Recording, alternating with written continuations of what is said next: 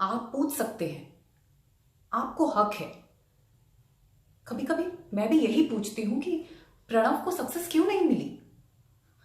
जब हम स्ट्रगल कर रहे थे, the things that held him back seemed small details. पर अब पता चला वो स्मॉल डिटेल्स नहीं थे, पूरी बात थी। एक तो पापा प्रणव को कभी सक्सेस चाहिए नहीं था। He was an allrounder.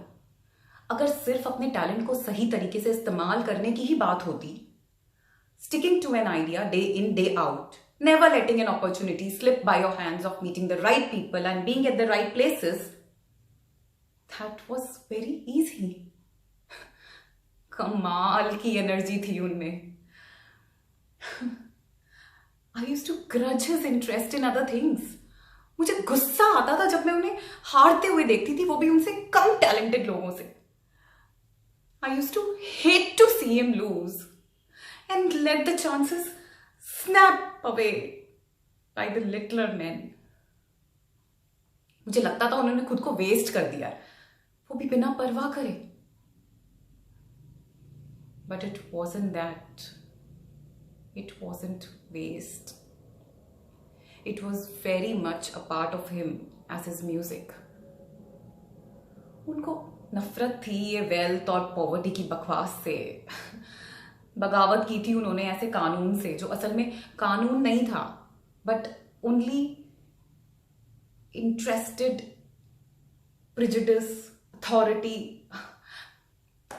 He fought against the sheer deadness of prejudice.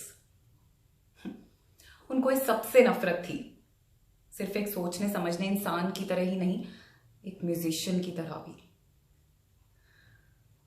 और क्यों ना होती नफरत? It was all a part of a discord. And when I used to think of him wasting himself, it was actually an effort of creating a larger harmony. He used to say, music is actually an image of a beauty in life, and life must come first. Discord कहीं भी बर्दाश्त नहीं था उन्हें। He despised the musicians who scream at a flatted F and hunger for the flesh pots after a performance. Discord कहीं बर्दाश्त नहीं था उन्हें, कहीं नहीं। And people resented it. वो लोग जिन्हें ये बात समझनी चाहिए थी, the people who ought to have understood.